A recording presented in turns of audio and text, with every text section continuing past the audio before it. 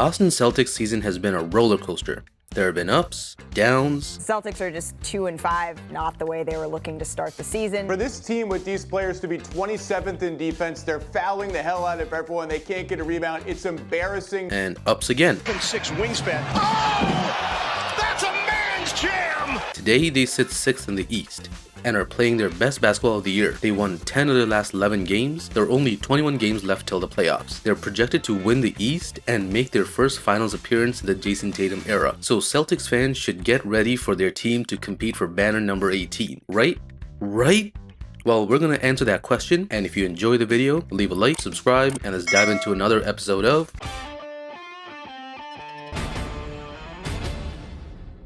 The Celtics season took many turns to bring them where they are now. To recap, after a 2-5 start, which included a beatdown from the Toronto Raptors where rookie Scottie Barnes dominated them, and an epic collapse at home to the Bulls, Marcus Smart publicly called out Jayson Tatum and Jaylen Brown. Then Brown missed 13 games with a nagging hamstring injury. Then the team crashed and burned on a West Coast trip. Then health and safety protocols hit the entire roster. But then the team got healthy.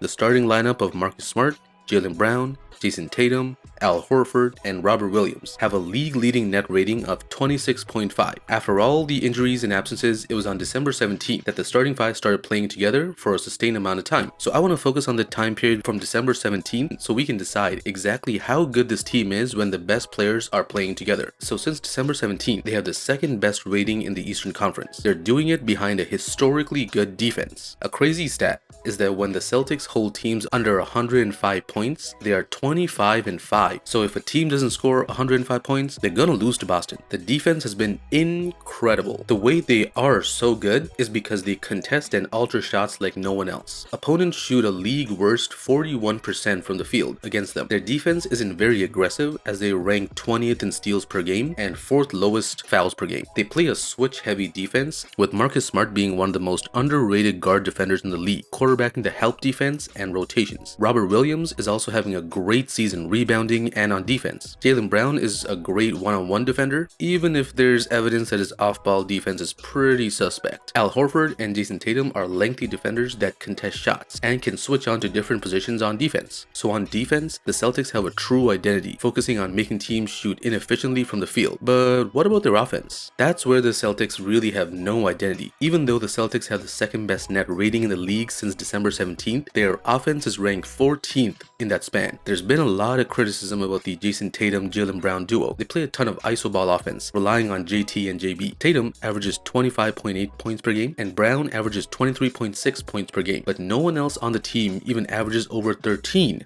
points per game. They don't move the ball around, ranking 17th in assists per game. They don't protect the ball, they commit the 6th most turnovers per game. So they rely on their elite defense that makes opponents shoot poorly and get stops. They're great at grabbing defensive rebounds, as they rank first in defensive rebound, and go down the floor on offense and rely on Jayson Tatum and Brown to score. Despite their below average offense, let's not forget the old saying, defense wins championships, and the Celtics definitely have a championship caliber defense. They literally won 11 of their last 12 games and went 22-12 since December 17th because of this defense, and they have a ton of momentum to close the season and make a playoff run as a dark horse contender. But why am I not moved by the Celtics? One reason is that the hot streak that they've been on lately has also taken place during the easiest part of their schedule. In their last 25 games, they went 18-7, but they only had 4 wins against quality teams: the Bulls, the Heat, the Sixers, and the Nuggets. They beat the Nets twice, never once playing KD, Kyrie, or Harden. They beat the Bulls, who did not have Zach LaVine playing. They beat the Heat, who were missing Jimmy Butler and Lowry. They beat up on a lot of weaker teams and teams that were missing key players, who most likely will be playing in the playoffs. So dominating weaker opponents is good, but what happens when they play better teams at full strength? That raises suspicion on how legit this recent run really is. Another factor to consider is that the Celtics beat up on these teams and blow them out. What happens in the playoffs when teams can focus and strategize to beat them in a 7-game series? The Celtics would have to rely on their execution in tight games with more on the line, and that is where they have not been good. They have not shown that they can perform in clutch situations. Overall this year, they are 11-18 in clutch games, and since December 17th, with their best players playing, they were only 6-9. Similar teams that are considered dark horses, like the Toronto Raptors on the other hand. Since December 17th, are a dominant clutch team with an 11-7 record in the clutch, which ranks 4th compared to the Celtics, who rank 19th in the clutch. The Celtics cannot elevate their strengths, cannot correct their weaknesses, and their performance speaks for itself in the clutch. They commit the 6th most turnovers in the clutch. Their 14th best offense tanks to 26th in the league. Their number 1 defensive rebounding ranking drops to number 5. Their number 1 defense drops to number 13. Their 10th ranked true shooting percentage drops to number 24. So in close games, playing teams that can score well, their elite defense is just average, and their already average offense is straight up terrible. Now, hold up, I thought I said earlier that defense wins championships. I definitely agree with that statement, but this is NBA basketball. You have to be able to score and execute your offense to put numbers on the board against better teams. There is no amount of defense they can play that will help them win if they're down 2 points in the final minute. When it comes to the Boston Celtics, I give them credit for the incredible level of defense that they've been playing this year, but they cannot go through the entire season, even during their best run of the season, not being able to score, and then suddenly figure out how to do it well against playoff opponents. I watched enough playoff basketball to know what a championship caliber team does on the court. It's more than just about wins and losses in January. No team has won the finals without a top 11 offense and defense since the 04 Detroit Pistons. So I'm not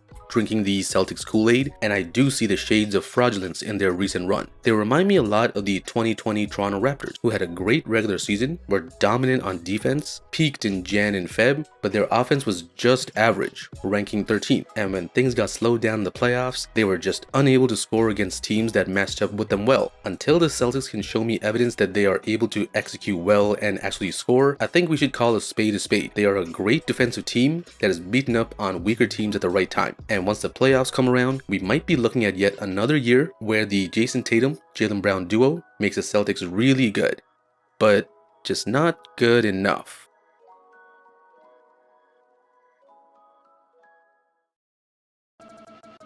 Thanks so much for watching. If you're a Celtics fan, do you have some concerns about their offense? Let me know your thoughts in the comments, and if you enjoyed the video, leave a like, subscribe, and I'll catch you next time.